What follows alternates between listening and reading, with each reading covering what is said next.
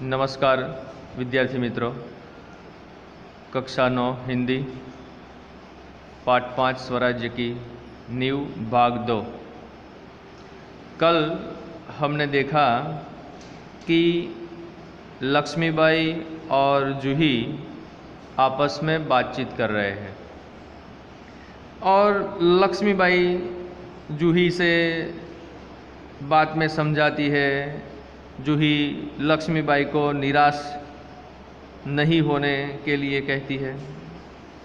तब जूही कहती है, लेकिन महारानी, उन्होंने यह भी तो कहा था कि स्वराज्य प्राप्ति से बढ़कर है स्वराज्य की स्थापना के लिए भूमि तैयार करना, स्वराज्य की नींव का पत्थर बनना। देखिए विद्यार्थी मित्रों, यहाँ पर नींव का पत्थर बनना यह एक मुहावरा है, तो उसका अर्थ बनता है कि किसी खास कार्य की शुरुआत करना। सफलता और असफलता देव के हाथ में है, देव के हाथ में है, लेकिन नींव के पत्थर बनने से हमें कौन रोक सकता है? वह हमारा अधिकार है। लक्ष्मीबाई मुस्कुराकर, शाबाश मेरी कर्नल, तुम लोगों से मुझे यही आशा है। जिस स्वराज्य की नींव तुम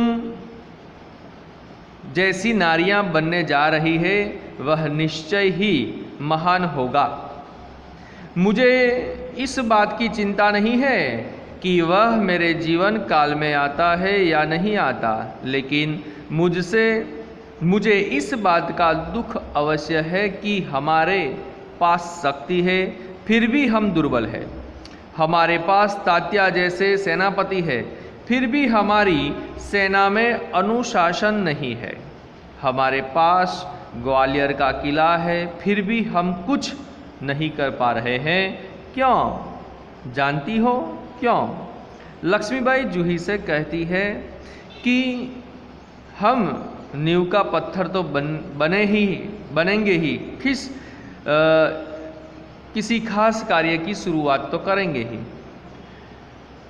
लक्ष्मीबाई मुस्कुराकर, शाबाश मेरी कर्नल, तुम लोगों से मुझे यही आशा है। फिर भी आज हमारे पास सबसे अच्छे सेनापति भी है, ग्वालियर जैसा किला भी है, फिर भी हमारे में अनुशासन की कमी है। अनुशासन नहीं है, शिस्त नहीं है, इसलिए हमारे पास सब कुछ होने पर भी कुछ नहीं है। जूही कहती है, जानती हूँ महारानी, हम विलासिता में डूब गए हैं। तभी मुस्कुराती हुई मुदर वहाँ प्रवेश करती है।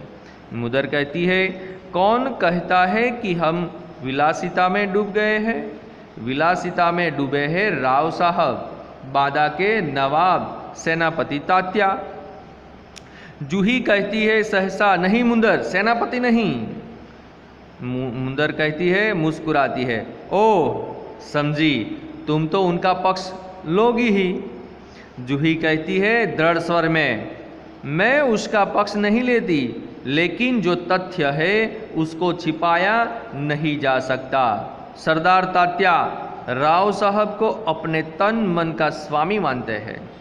देखिए यहाँ पर जूही और मुंदर के बीच जो बातचीत होती है, उस बातचीत में जूही है वह तात्या और राव साहब पर आरोप लगाती है कि वो लोग विलासिता में डूबे हुए हैं, वह अपने स्वराज्य के लिए कुछ नहीं करते।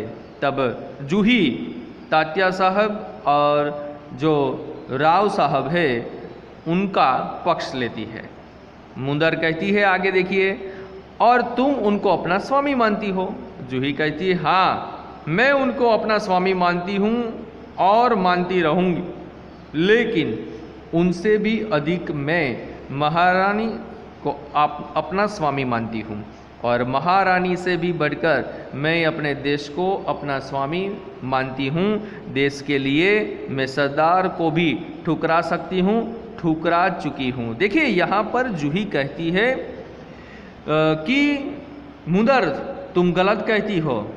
सबसे पहले मैं तात्या को भी एक और रखकर अपनी जो भूमि है उसी मैं अपने सरदार को भी ठुकरा सकती हूँ और ठुकरा चुकी हूँ, क्योंकि स्वराज्य पाना ही मेरा एक लक्ष्य है।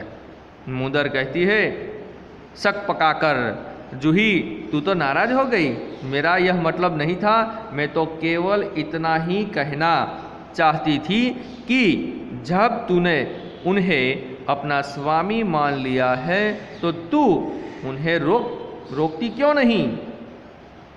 मुदर जूही से कहती है कि निराश न हो, मेरा कहने का मतलब ये नहीं था, लेकिन तुम तात्या साहब को रोकती क्यों नहीं। लक्ष्मीबाई कहती है, जूही ने उन्हें रोका है मुदर, मैं जानती हूँ। जब राव साहब के कहने पर तात्या इसे नाचने के लिए बुलाने को आए थे तो इसने उनको बुरी तरह दुत्कार दिया था। लक्ष्मीबाई कहती है, देखो मुदर, जूही ने सब कुछ किया है, क्योंकि जब राव साहब ने नाचने के लिए बुलाया था तब उस जूही ने ही उसे दुत्कार दिया था, मना कर दिया था। जूही कहती है, हाँ रानी, मैं स्वराज्य के लिए नाच सकती हूँ, बराबर नाचती रही हूँ, परंतु विलासिता में डूबने के लिए अपनी कला को किसी के गले की फांसी नहीं बना सकती हूँ। जो मुझको ऐसा करने के लिए कहते हैं उनको मैं ठोकर ही मार सकती हूँ। यानी कि मैं कुछ भी कर सकती हूँ अपने स्वराज्य के लिए, लेकिन विलासिता भोग विलास के लिए मैं कतई नहीं कर सकती।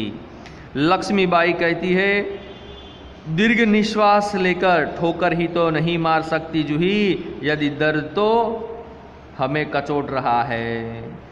अगर ठोकर मारकर हम उनकी मदहोशी दूर कर सकते तो बात ही क्या थी। कहने का मतलब है कि हम ऐसा नहीं कर सकते क्योंकि हमें उनकी ज़रूरत है। जूही कहती है, बाई साहब, मैं औरों की बात नहीं जानती, मुझे आज्ञा दीजिए, मैं ठोकर मारने को तैयार हूँ। मुदर कहती है, और मैं भी तैयार हूँ बाई साहब, चलो हम सब चलकर उनकी नींद हराम कर दें। लक्ष्मीबाई कहती है, नहीं मुदर नहीं, हम उनकी नींद हराम नहीं कर सकते। नींद हराम करना यह एक भी मुहावरा है। नींद हराम करना यानी कि हैरान परेशान करना। अब तो दुश्मन की ठोकर ही उनको उस नींद से जगा सकती है। जूही कहती है, दुश्मन की ठोकर, यह आप क्या कह रही है। लक्ष्मीबाई कहती है, हाँ जूही, दोस्त की ठोकर अविश्वास की खाई को और भी चौड़ा कर देती है। क्या तुम नहीं जानती कि हम एक दूसरे को किस दृष्टि से देखते हैं। क्या ऐसी स्थिति में मेरे कुछ कहने से शंकाओं की घटा और भी गहरा नहीं उठेगी। मुदर कहती है, बाई साहब ठीक कहती है, शंकाएं अविश्वास पैदा करेंगी और उस अविश्वास से उत्पन्न निराशा को दूर करने के लिए पायल की झनकार और भी झनक उठेगी। श्रीखंड और लड्डुओं पर जान देने वाले ब्राह्मणों के आशीर्वाद का स्वर और भी तेज हो उठेगा। सहसा कहीं दूर तोपों का स्वर उठता है। लक्ष्मीबाई कहती है, और जूही तू अगर तात्या को खोज सके तो तुरंत उन्हें यहाँ आने के लिए कह। देखिए यहाँ पर क्या हुआ कि लक्ष्मीबाई है, अब जो चढ़ाई होने वाली है उनकी भनक लक्ष्मीबाई को हो गई है। इसीलिए लक्ष्मीबाई जूही से कहती है कि तू तात्या को तुरंत यहाँ पर ढूंढकर लाओ।